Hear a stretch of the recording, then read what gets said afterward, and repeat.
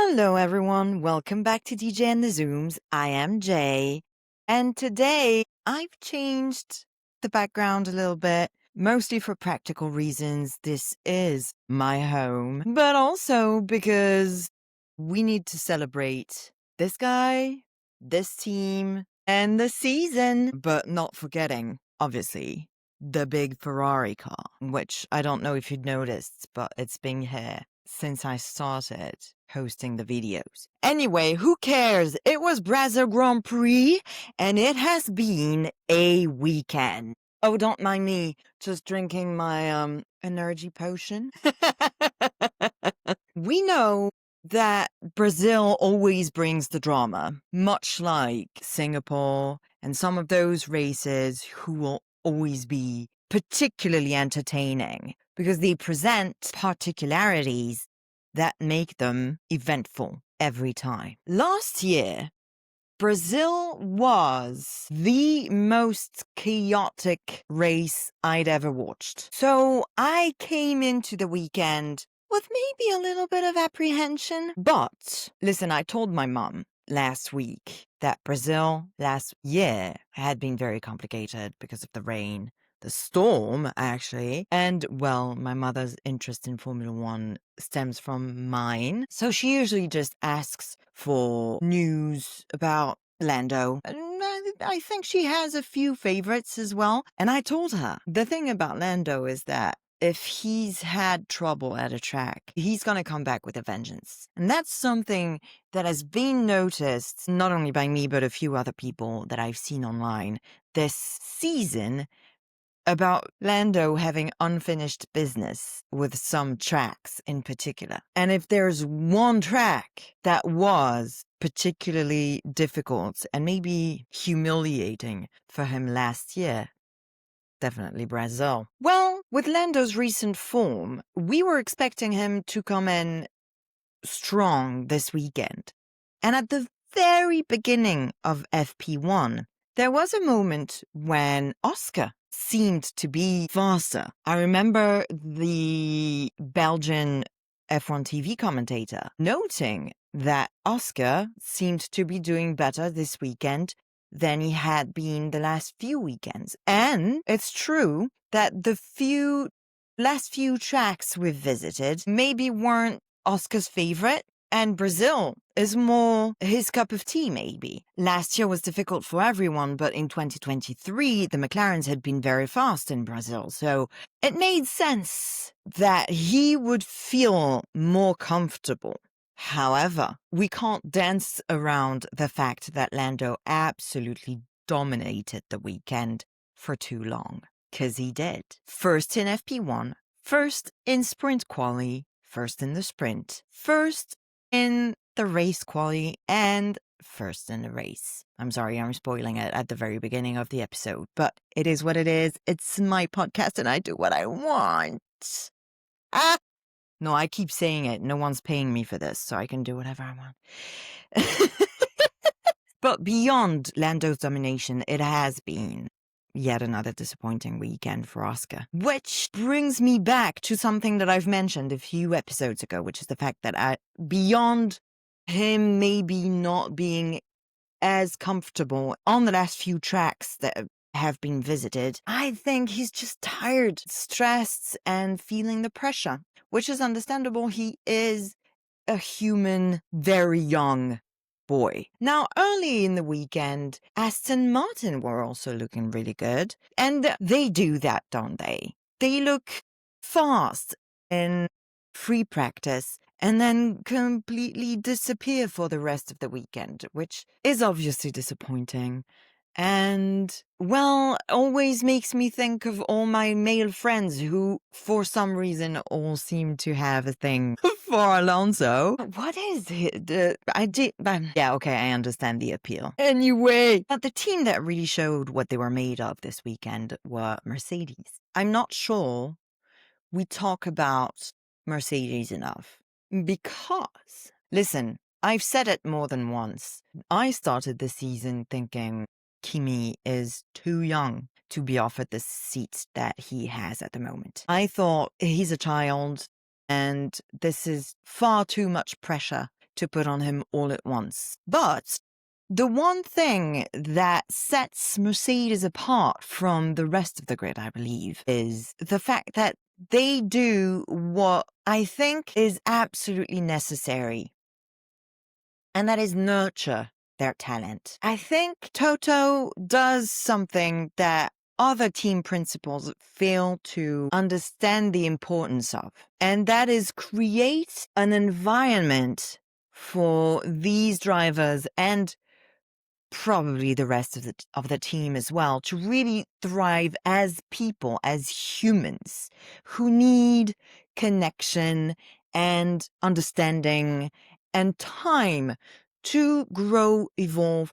blossom, and really be able to show their talent. And that's something that we don't see enough of, in my opinion, in Formula One and maybe sport in general. Listen, I'm going to talk about Max again because he's unavoidable. He's everywhere. So good, so incredible at what he does, so talented, so efficient. But I think he's an exception, and everybody's agrees to say he's an exception when it comes to his performance and the way he drives, what he needs the car to be like for him to really drive it to the limit and achieve what he's been achieving. But as soon as we're talking about being a human person, my issue is that I've read too many comments and posts insisting that the way Max has been brought up and the cold,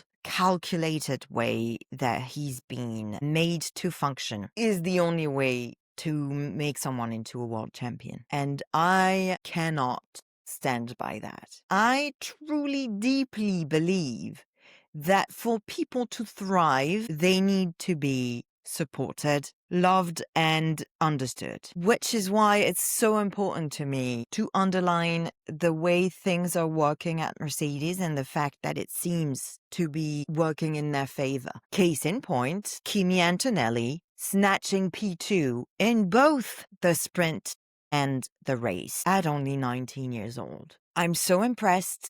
I am so proud. It was delicious to witness and very well deserved. Now, and it breaks my heart to have to talk about it, but I can't ignore it.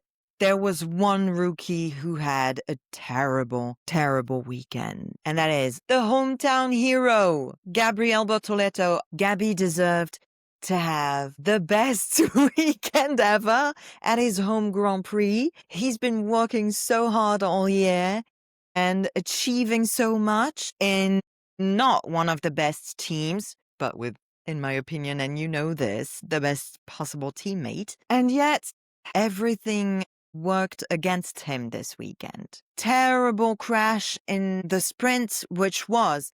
Let's talk about this for a second. So, he bounced and rebounded a little bit.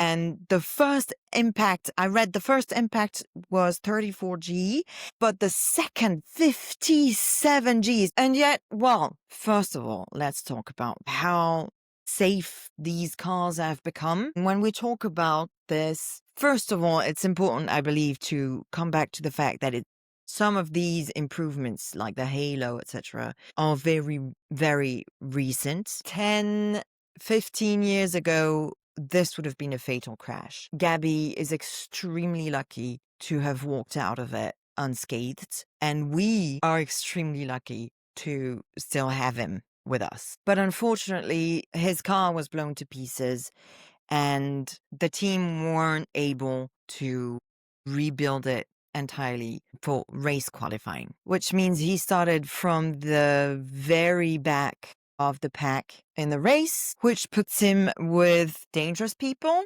And Lance Stroll pushed him off the track at the very beginning of the Grand Prix and ended his race. So, a weekend to forget for Gabby, who could have done so much better. I have no doubt about it. But what I would like to say is it's going to be that much sweeter when he comes back next year with amazing results, I have no doubt. And on top of that, seeing the way his family showed up for him and supported him was heartwarming, necessary, and lovely. It is time to mention, with a double DNF in the Grand Prix and dropping down to 4th place in the championship, Ferrari have been disappointing as ever. And their boss is now trying to justify their shortcomings by blaming the drivers. It's extremely disappointing, and I'm not going to talk anymore on this. I've spent enough time talking about Ferrari this year. They need to get themselves together, and as long as they don't start looking at themselves in the mirror and asking the right questions, I fear nothing's going to change. It is what it is. Now, it's time for us to take a moment to dive a little deeper into Lando's performance, because who am I if I don't? So like I said at the very beginning of the episode, Lando absolutely dominated this weekend. First and fastest in every session. And I'd like to mention something that I saw this morning on social media, which is the idea that we're seeing him get his spark back. And this is the best way to put it. I've been thinking he shines so bright lately. And yeah, maybe we're getting glimpses at the child in him back. But getting his spark back, I think, is the best way to say it. It's beautiful to see.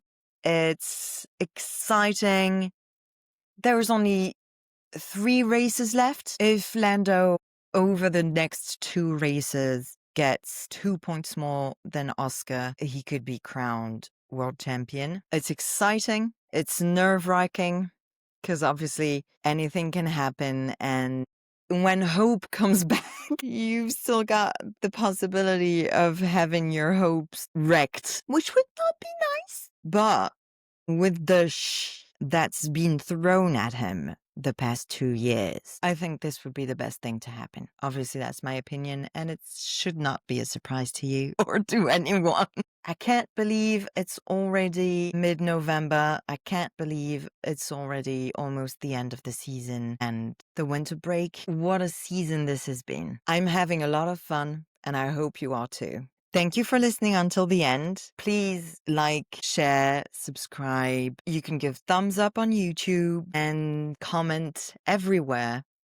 I will see you at the next Grand Prix, so after Las Vegas. As usual, no episode in between, but I love you. Bye.